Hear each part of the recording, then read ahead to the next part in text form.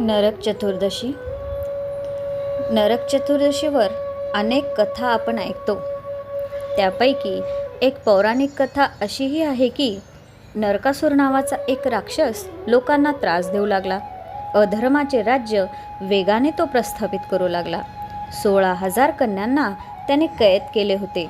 देवदेवतांनाही नरकासूर खूप त्रास देऊ लागला. सगळीकडे अधर्माचा अंधकार तो पसरवू लागला. भगवान श्रीकृष्ण हे सर्व कृत्य पाहून एका विनीतानंदन नावाच्या गरुडाला प्रगट केले. सत्यभामासोबत गरुडावर बसून नरकासूरकडे प्रस्थान केले. नरकासूरसोबत श्रीकृष्णाचे तुंबळ युद्ध झाले. शेवटी अर्धचंद्राकार बाणाचा प्रहार नरकासुराच्या हृदयाला चिरत गेला व नरकासूर कोसळला. भगवान श्रीकृष्णाने नरकासुरास शेवटची इच्छा मागण्यास सांगितले.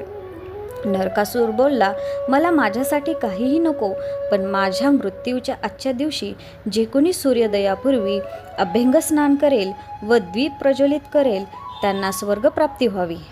हे वर ऐकून भगवान श्रीकृष्ण यांनी नरकासुरास तथास्तु म्हणून वर दिला.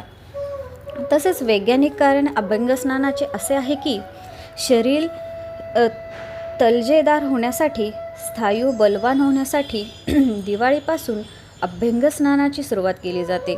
अभ्यंगस्नान सूर्योदयापूर्वी केले जाते.